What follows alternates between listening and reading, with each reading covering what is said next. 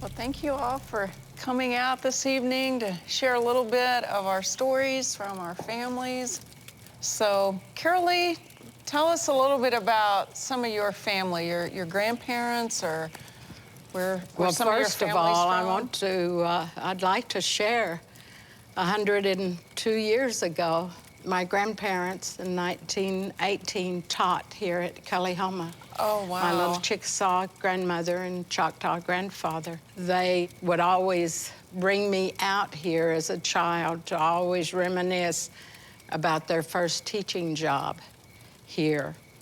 And I had such wonderful memories being here because my grandfather would always start a fire and would tell the stories of how Kullihoma, at that time, the children all around in this area were educated and trying to teach them English because they knew that the children would have to fit into the English society.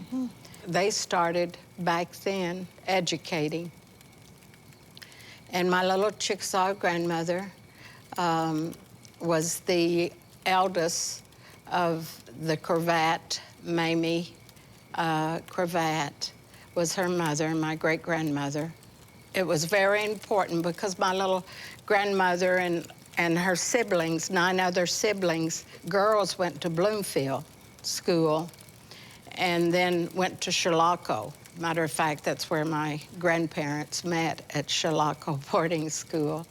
One thing that really impressed on me as a child was my great-grandmother, Granny, which was full-blood Chickasaw, and I can remember when my grandmother, who was the eldest of the 10 children, would come home and try to teach her English, would read the Bible to her. And she always told me that it meant something to her to finally realize that the Creator was Jehovah God. And she loved that, being, you know, reading the Bible. There was 10 of us. My family had 5 brothers, and there was 5 sisters altogether. And we were brought up around Gertie, Oklahoma.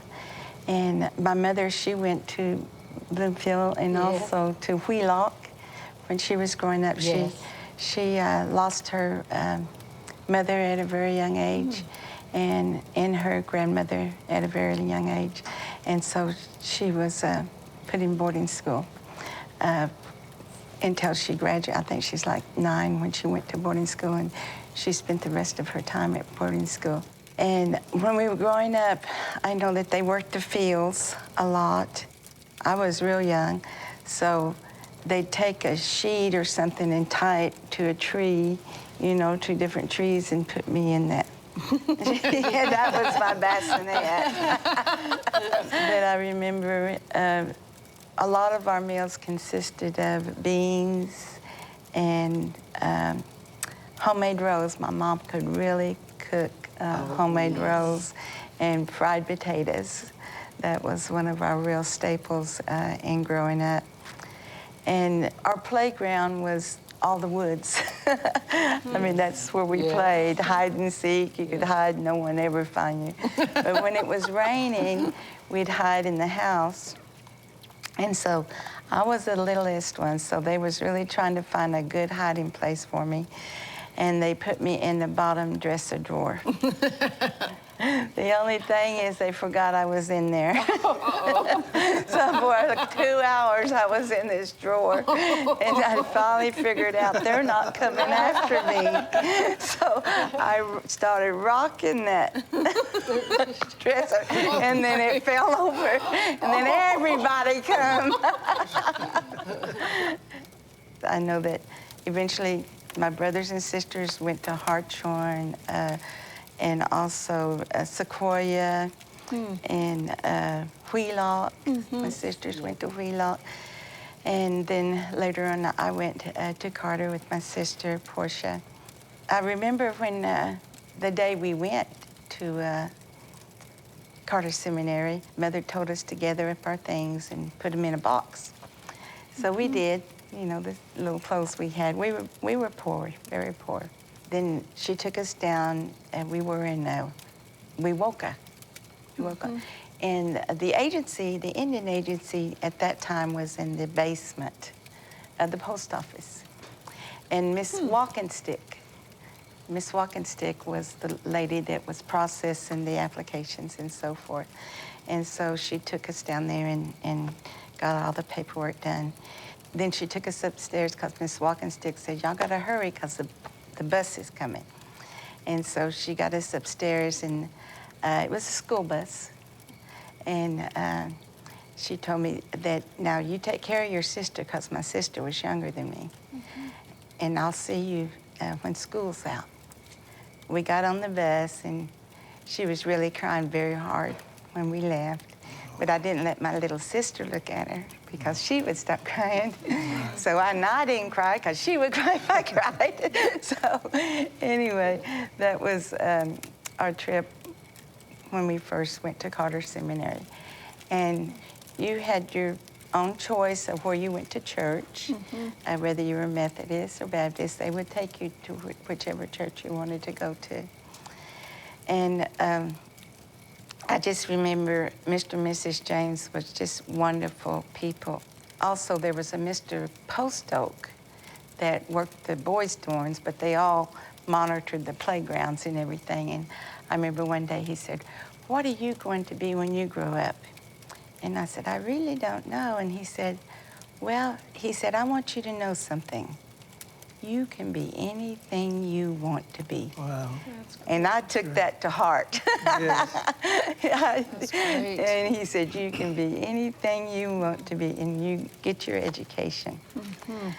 And so at Carter, that's where I connected more so with my culture, with my Indian heritage, because we moved all the time, and plus we went to public school, so we didn't really stay anywhere long enough to make friends and, you know, to develop a relationship with anyone. And so I really appreciated that time there at Carter, and I dropped out of school in the 9th grade. At that age, there were some friends of mine going to California, so I knew that I could make it. I had that instilled in me, no matter what, I could make it. And so I thought, well, I have got to find a way to take care of myself. So I went back to college. Well, I got my GED first. And then I went back to college. Absolutely. And then I met my third husband. And Oh, this is good. Good story. Third husband.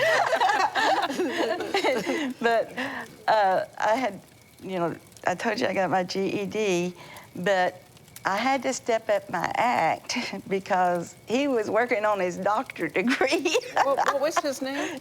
John Edwards, Dr. John Edwards. Oh, That was I knew fun. him. He was a wonderful Yes, man. he was. He was a blessing. Oh. But I got my bachelor's degree in business administration. Wow. And then I went and got my master's later on, too. Well, my story's kind of different. When I was born, as far as I can remember, I just lived down here below the hill at the school. There was the school building was there. I don't even think there was having school, but we lived in the cookhouse there, the log house. Oh, wow. There was a total of 11 of us. We lost 2 when we were young. But when I was 3 months old, my mother got sick, Pauline got sick. And she wasn't able to take care of me because there would have been 9 children. I'm the youngest of all, I'm the baby.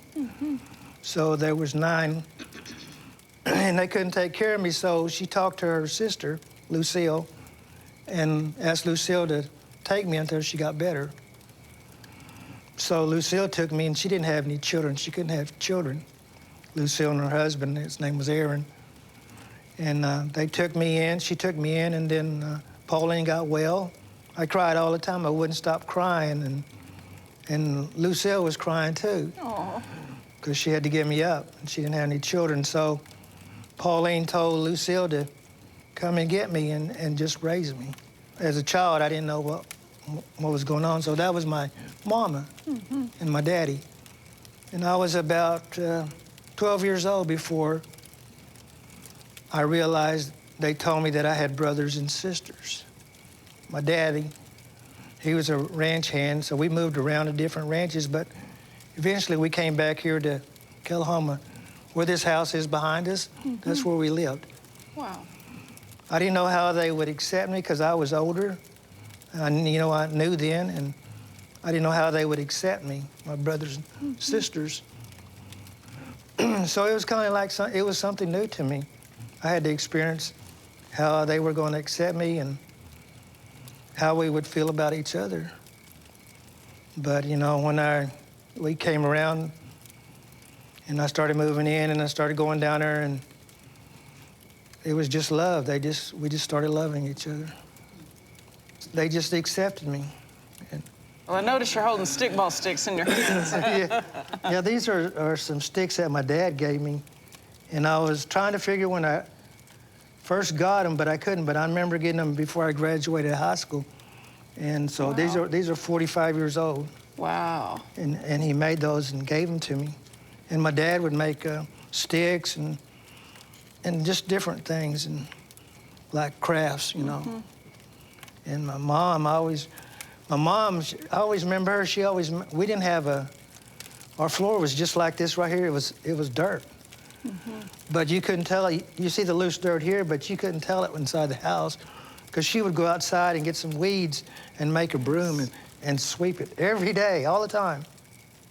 My father was a pastor. He was a preacher, and he couldn't speak very good English, but he could preach. And and I realize now how filled he was of the Spirit, because I would go listen to him preach, and I didn't understand every word he was saying, but I could just see it on his face. He would be crying and he would be preaching.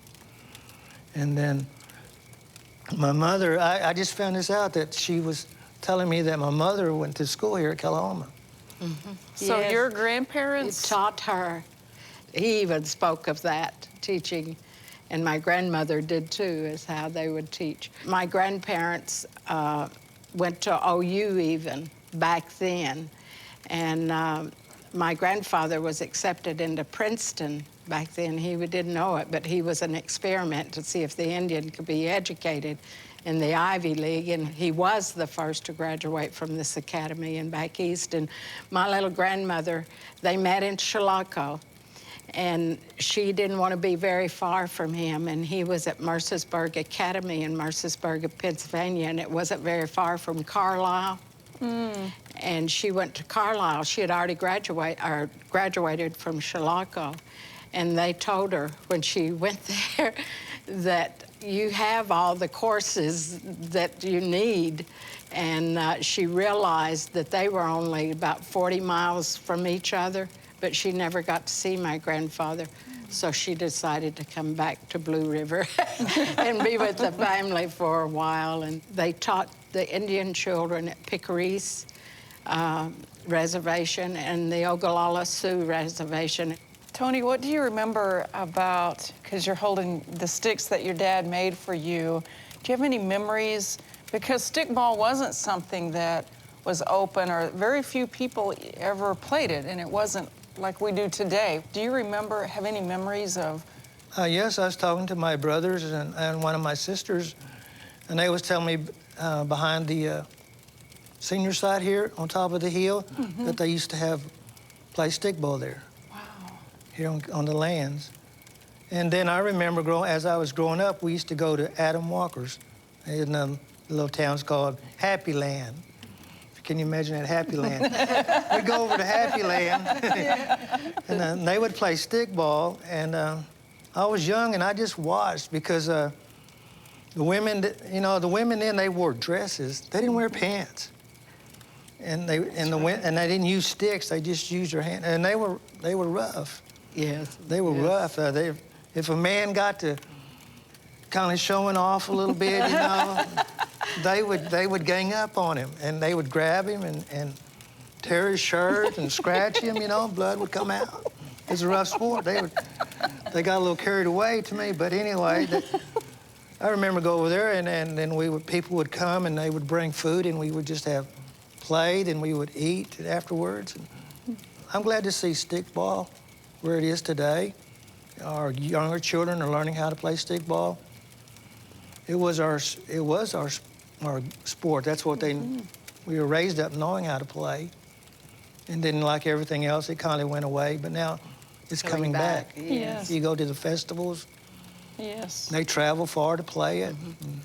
I have nephews and nieces. And they playing. get meaner and meaner. Yeah. And Yes. I mean business. it's a serious game now. Yes, yes. It's a serious game. I mean, they're serious about Yes. playing. Yes. Unfortunately, I'm just too old to play. I realize that. I'm not going to get out there and... Well, we know our limits as elders. Exactly. I know my limits. Well, Morgan, you've been very quiet. So what would you like to ask? What are some other traditions like stickball that you guys had as kids that you would like to see youth continue now? Well, we've, of course, our food, pashofa and fry bread that we've had, and green wild onions. You remember the wild onion? They'd have that. That was the best fiber there was. But that is as food goes. But in the traditions, like we were talking about, we're so glad that we're going, the children are, the youth are learning the language again. But we just are very blessed in this day and time that we want to carry on these traditions, and that the youth are wanting to hear about what we've gone through in our lives. I'm just thankful that we still have that family unit. We might all scatter and go to That's all right. different parts of the world, but there's always a time that we all come together again. And that unity, it just never goes away.